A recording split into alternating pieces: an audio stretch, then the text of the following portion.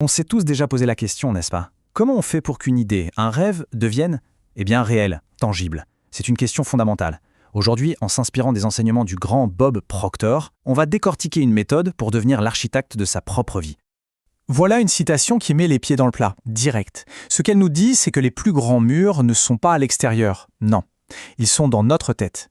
Une attention qui se disperse et une imagination qui n'ose pas rêver grand. Et si en fait, tout partait de là? La première frontière à dépasser, c'est donc celle de notre propre esprit.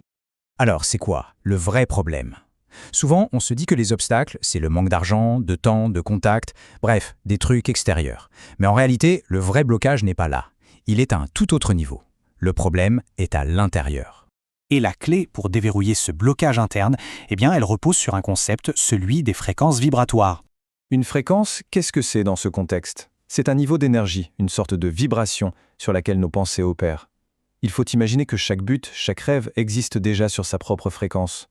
Dans cette logique, nos pensées sont la cause et notre vie actuelle n'en est que la conséquence. Et c'est là qu'on voit bien le fossé. D'un côté, il y a la fréquence actuelle, définie par les pensées et les résultats du moment. De l'autre, il y a la fréquence de l'objectif, qui correspond à un état d'être complètement différent. Tant que l'esprit reste coincé sur la première fréquence, la seconde reste hors de portée. C'est un peu comme une vieille radio, vous voyez? Tenter d'atteindre un objectif avec son état d'esprit actuel, c'est comme chercher une station de jazz sur une fréquence qui ne diffuse que de la pop. Ça ne peut pas marcher. Le signal n'est tout simplement pas là. Il faut d'abord tourner le bouton, se syntoniser, accorder son esprit à la fréquence de ce que l'on veut. Bon, d'accord. Mais concrètement, on fait comment pour changer de fréquence? La méthode est simple en théorie. Il faut décider, puis agir. Le processus se fait en 3 temps. D'abord, et c'est crucial, prendre une vraie décision. Pas juste un souhait en l'air, non, une décision ferme et engagée. Ensuite, commencer à penser et à agir comme la personne qui a déjà atteint cet objectif. Et c'est ça, ce changement de comportement qui permet d'aligner son esprit sur cette nouvelle fréquence. Cette idée de la décision est d'une puissance folle. Regardez cet exemple historique.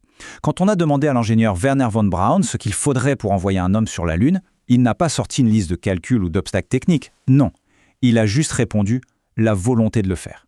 C'est tout. Le désir profond, la volonté, voilà la seule condition de départ. C'est bien beau en théorie, mais est-ce que ça marche dans la vraie vie? Voyons la preuve par l'exemple, avec une histoire assez incroyable, l'histoire d'un Oscar. Prenons un objectif qui semble quasiment impossible, gagner un Oscar. Quelles sont les probabilités, sérieusement? C'est pourtant le défi que s'est lancé le producteur de cinéma Phil Goldfine. Pour qu'on se rende bien compte, en 2018, il y avait environ 3,5 millions de cinéastes professionnels dans le monde. Face à ce nombre, les chances d'être simplement nominé et encore plus de gagner sont infimes. La concurrence est juste astronomique. Et pour que ce soit encore plus clair, statistiquement, une personne a 3,83 fois plus de chances d'être frappée par la foudre que de gagner un Oscar. Oui, c'est dire à quel point c'est improbable. Et pourtant, malgré ces probabilités ridicules, Phil Goldfine a pris sa décision. Il allait gagner un Oscar. Et il l'a fait. Coaché par Bob Proctor, il a commencé à agir comme s'il tenait déjà la statuette. Imaginez un peu, il s'est levé devant des centaines de personnes pour faire son discours de remerciement, une semaine avant l'annonce des résultats. Ça, c'est ce que ça veut dire, aligner sa fréquence. Cette histoire nous amène à un concept encore plus profond, qui est un peu le secret derrière toute cette méthode. Il ne s'agit pas seulement d'attirer, il s'agit d'assumer. Tout le monde connaît plus ou moins la loi de l'attraction, attirer ce que l'on veut. Mais la loi de l'Assomption, enseignée par Neville Goddard, va un cran plus loin. Elle ne repose pas sur le souhait, mais sur la conviction. La nuance est énorme. Il ne s'agit pas de vouloir quelque chose très fort, mais de ressentir qu'on l'a déjà. L'auteur de La Source raconte une anecdote de rêve qui illustre ça parfaitement. Dans un premier rêve, il essaie de faire apparaître une barque en la souhaitant. Échec total. Dans un autre, il cherche une pilule, mais il est convaincu qu'elle est déjà là. Et là, ça marche. La leçon est limpide. C'est la conviction, pas le désir, qui est le véritable moteur de la création. Bon, on a la théorie, la méthode, le secret, mais il manque un dernier ingrédient, le ciment qui fait que tout ça tient sur la durée. C'est souvent ce qui fait toute la différence. Cet ingrédient, c'est la discipline. Et la définition la plus simple et la meilleure, c'est la capacité de se donner un ordre et de le suivre. Point. Sans se chercher d'excuses, sans blâmer les circonstances. On décide, on exécute. Il y a cette métaphore qui est saisissante. La plupart des gens sont des figurants dans le film de leur propre vie.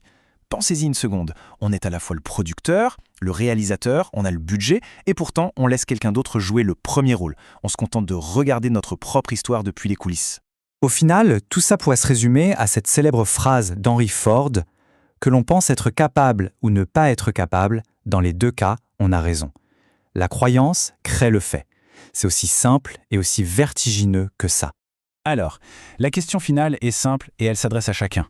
Si la vie est un film, quel rôle y joue-t-on? Celui de la star, du créateur de l'histoire ou celui d'un simple spectateur?